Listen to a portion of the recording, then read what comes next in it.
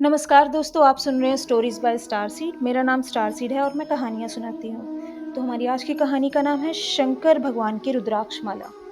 राजस्थान के एक छोटे से कस्बे में दो भागवत भक्तों का जन्म हुआ। दोनों ही बड़े कर्तव्यनिष्ठ और श्रद्धावान थे। बचपन से लेकर जवानी तक दोनों ने साथ में अपना जीवन व्यतीत किया और जैसे ही बड़े होते गए घर वालों ने जिम्मेदारी का बोझ भी डाल दिया। घर वालों ने कहा, अब बड़े हो गए हो, कुछ कमाया भी करो। घर वालों की बात सुनकर सेवाराम और मोतीराम ने कपड़े बेचने का काम आरंभ किया। कंधे पर कपड़ों के गठान बांधकर वह गली गली गांव गांव कपड़े बेचने जाते थे। गर्मी के मौसम में सूती कपड़े और ठंड के मौसम में ऊनी कपड़े बेचते थे। एक बार दोनों दोस्त किसी गांव में सर्दी के मौसम में कपड़े बेचने जा रहे थे। तभी सेवाराम की नजर एक वृद्ध महिला पर गई। वह वृद्ध महिला बड़ी तीखी ठंड में कांप रही थी। सेवाराम को दया आ गई और उसने कपड़े की गठान से एक कंबल निकालकर उस वृद्ध माता को दे दिया।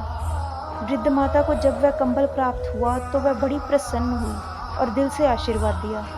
तुम दोनों दोस्त बड़े प्रसन्न रहोगे, भगवान का आशीर्वाद सदैव तुम पर बना रहेगा।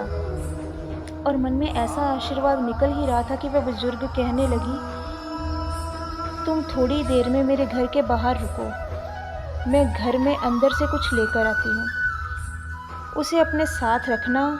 और वह ऐसा कहकर घर के अंदर चली गई और घर में स्थापित एक छोटी सी शंकर भगवान की मूर्ति लेकर बाहर आई और सेवाराम को हाथ में देते हुए कहने लगी, यह मेरे भोलेनाथ हैं, तुम इनकी सेवा करना। उनकी कृपा से तुम्हारे पास बहुत ही दुकानें हो जाएंगी और फिर तुम सेठ जी बनकर कमाते रहना, फिर तुम्हें भटकना नहीं पड़ेगा। उस वृद्धा की बात सुनकर मोतीराम खींच सा गया और माता से कहा, माता, हमें आशीर्वाद भले ही दो, पर हमारे साथ ऐसा मजाक ना करो। हम गली गली घूमकर कपड़े बेचते हैं, हमारे पास इतना पैसा भी नहीं बचता कि आगे चलकर कोई दुकान खोल लें। वृद्ध माता ने कहा, चिंता मत करो, भगवान भोलेनाथ सब भला करेंगे। और ऐसा कहकर उस वृद्ध माता जी ने मूर्ति सेवाराम के हाथों में सौंप दी। सेवाराम बड़ा श्रद्धालु किस्म का इंसान था। वह बहुत प्रसन्न हो गया और मूर्ति को अपने साथ लेकर घर आया। दूसरे दिन दोनों व्यापार करने निकले और आज उनको व्यापार में बहुत धन मिला। मैं रोज वहां जाता हूँ और भगवान शंकर जी की सेवा करता हूँ और रोज सेवा करते करते कैसे समय व्यतीत हो जाता है मुझे इस चीज का भान ही नहीं रहता। अगर तुम कह रहे हो तो मैं प्रयास करूंगा रोज आ सकूं। पर एक बात कहूँ मोतीराम, तुम चिंता मत किया करो। हमारा व्यापार शुरू से परमात्मा संभालते आए हैं और वह भोलेनाथ आगे भी हमारा व्यापार स्वयं संभालेंगे। अगर हम कहीं भी रहे तो भी वह आकर हमारा काम स्वयं देख कर जाएंगे। ऐसा कहकर सेवाराम अपने घर चला गया। दूसरे दिन सेवाराम पुनः दुकान पर पहुंचा और आज दोपहर के 12 बज चुके थे। मोतीराम ने कहा, मित्र, तुम आज फिर देर से आए, क्या बात हुई? सेवाराम ने कहा, आज मंदिर में थोड़ा पूजा पाठ था, मन वहीं लग गया था, इसलिए ना आ सका। समय व्यतीत होता गया, 3-4 महीने निकल गए। एक दिन सेवाराम और थोड़ी देर से आया। मोतीराम ने कहा, आज फिर देर से आए, क्या बात थी? मंदिर में कोई कार्यक्रम था।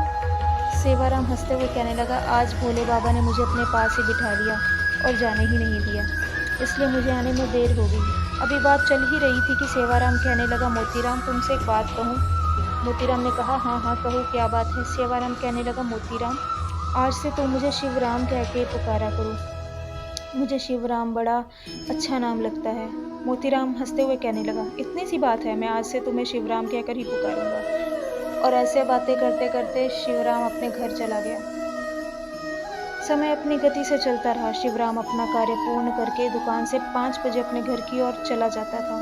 एक दिन शिवराम जैसे ही घर की ओर जाने लगा तभी मोतीराम ने कहा, अरे शिवराम, कल तुम दुकान पर मत जाना, मैं कल सुबह तुम्हारे घर पर अपनी पुत्री की शादी का कार्ड देने आऊंगा, तो मैं तुमसे घर पर ही मिलूंगा। तुम कल घर पर ही रहना, कल कहीं नहीं जाना। शिवराम ने कहा, ठीक है, मैं कल तुम्हारा अपने स्थान पर इंतजार करूंगा। और ऐसा कहकर शिवराम चला गया। मोतीराम सुबह उठा और आज अपने दोस्त के घर जाना था तो बड़े ढंग से तैयारी करने लगा। सामान लिया, अपने दोस्त के लिए मिठाई ली और अपने दोस्त को जो सामान खाने में पसंद था वह सारा सामान बाजार से लेकर दोस्त के घर की ओर चला। मन में इतनी खुशी थी कि अपने सच्चे दोस्त को अपनी कन्या की शादी का निमंत्रण देने जा रहा हूँ।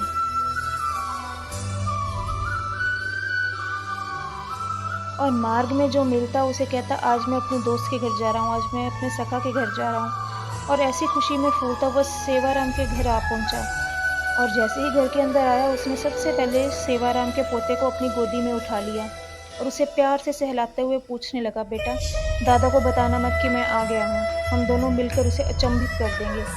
तभी वे दोनों थोड़े अंदर गए और जैसे ही अंदर गया, उसने सेवाराम की धर्मपत्नी को चक्की चलाते हुए देखा और प्रणाम करके पूछा, भाभी जी कैसे हो और भैया कैसे हैं? जब मोतीराम ने भाभी जी से यह सवाल किया तो वो सेवाराम की पत्नी की आंखों से आंसू आने लगे। मोतीराम कहने लगा, मैंने कुछ गलत पूछा है? तब वह पतिव्रता नारी कहने लगी, आप क्या पूछते हो? आपसे कौन सी बात छुपी हुई है? आप तो सब कुछ जानते हो। आपको पता है 6 महीने पहले ही सेवाराम जी का स्वर्गवास हो गया है। उसके बाद भी मुझसे ऐसा दुख देने वाला सवाल पूछते हो कि सेवाराम कैसे हैं? तो बताओ, तो मैं इसका तुम्हें क्या जवाब दूँ? मोतीराम ने जब सेवाराम के स्वर्गवास का सारा हाल जाना, तो उसके मन को बड़ा धक्का लगा। वे अपने आप को सँभालते हुए कहने लगा, भाभी जी, आप ऐसा क्यों कहते हो? सेवाराम जी तो रोज़ मेरी दुकान पर 12 बजे आता है और 5 बजे चला जाता है। भाभी जी ने कहा, भाई जी, आप कैसी मज़ाक करते हो? 6 महीने पूर्व जब मेरे पति का स्वर्गवास हुआ था, तब आप ही तो उनके क्रियाक्रम की सारी विधि करने आए थे और आप ही तो हर महीने आकर हमारे घर का खर्चा दे के जाते हैं। उसके बाद भी आप ऐसे सवाल कर रहे हैं। जब मोतीराम ने भाभी के मुँह से ऐसे शब्द सुने तो उसका मन बैठ सा गया। कहा, मैं तो कुछ महीने से कभी यहाँ आया ही नहीं और सेवाराम तो रोज़ मेरी दुकान पर आता है। तो ये कैसा आश्चर्य है? ऐसा सोच ही रहा था कि वह सेवाराम की बात याद आ गई कि सेवाराम ने कहा था, अरे मोतीराम, मैं व्यापार के लिए दुकान पर आऊँ या ना आऊँ, पर भोले बाबा ज़रूर आकर मेरी दुकान संभालेंगे। और इस बात को सोचकर मोतीराम जल्दी से सेवाराम के घर से उठा और भागते हुए अपनी दुकान की ओर आया। और जैसे ही वह दुकान की ओर आया तो देखता है कि दुकान पर सेवाराम है ही नहीं। उसके सामने वह सारा चित्र चलने लगा कि सेवाराम मेरी दुकान पर आया, 6 महीने पहले कहने लगा कि अब से मेरा नाम सेवाराम नहीं है, शिवाराम हूँ। मोतीराम समझ गया कि अब वह कोई और नहीं, सेवाराम के प्रिय भगवान शंकर ही शिवाराम के रूप में मेरे पास आते थे और मेरे कहने पर वह दुकान का कार्य भी संभालते थे। और मैं कैसा नादान, भगवान की माया से भ्रमित हुआ अपने दोस्त को भी कभी-कभी प्रेम से डाँट देता था और वह शंकर भगवान हँसते-हँसते मेरी डाँट भी सुन लेते थे। मन में यह चिंतन चल ही रहा था कि सोचने लगा, मैं अभी जाकर भगवान के दर्शन करता हूँ। और ऐसा सोचकर वह अपने कार्यालय में गया। उसे लगा कि आज भगवान बैठे होंगे और जैसे ही वह अंदर गया, वहाँ भगवान अंतर्ध्यान हो चुके थे और शिवाराम की जगह भगवान शंकर जी की रुद्राक्ष माला उनके गले पर पड़ी थी। उस माला को उठाकर उसने प्रणाम किया और कहने लगा, मुझसे बड़ा अपराध हुआ है शंकर भगवान। मेरे पास आते थे और मैं उनसे पहचान ही नहीं पाया। उन्हें पहचान ही नहीं पाया। रोने लगा, बड़ा ज़ोर-ज़ोर से रोने लगा और मन में निश्चय कर लिया कि भगवान शंकर का जो प्रसाद मुझे रुद्राक्ष की माला के रूप में मिला है, इसे मैं इस जगह स्थापित कर भगवान शंकर जी का मंदिर बनाऊँगा। कहते हैं कि उस रुद्राक्ष की माला को एक जगह स्थापित कर एक छोटा-सा राजस्थान के प्रांत में मंदिर बनाया गया। आज़ादी के पूर्व तक वहाँ पूजा चलती रहती थी। लोग आते थे, पूजा करते थे। कहते हैं कि एक दिन ज़िद्दी अंग्रेज़ उस मंदिर के बाहर से गुज़रा और उसे किसी ने बताया कि यहाँ हिंदू लोग पूजा करने आते हैं और वह बड़ा नाराज़ हुआ। अंदर गया और पूछने लगा, किसकी पूजा होती है? किसी ने कहा, यह रुद्राक्ष की माला है जो भगवान शंकर के गले से गिर गई थी। इसे ही स्थापित करके पूजा की जाती है। वह बड़ा ज़िद्दी था। उसने वहाँ से माला हटवा दी और कहा, इसे मैं जला दूँगा। और एक चौक के बीच में अग्नि जलाकर उसने उस माला को आग में डाल दिया। पर भगवान का चमत्कार हुआ। वह माला तो जल नहीं पाई, आग बड़े वेग से जलती रही, पर उस माला को रत्ती भर भी नुकसान नहीं हुआ। यह देखकर अंग्रेज बड़ा विस्मित हो गया और रात को जब अपने घर सोने लगा, तो भगवान शंकर जी के प्रकोप से उस अंग्रेज का सारा घर जल गया। उसके घर में कुछ भी नहीं बचा और भागता-भागता वह घर से बाहर आया। तब उसे किसी ने कहा, अरे मूर्ख, ये तूने क्या किया? भगवान शंकर को क्रोधित कर दिया है। तब उसे किसी ने कहा, अरे मूर्ख, ये तूने क्या किया?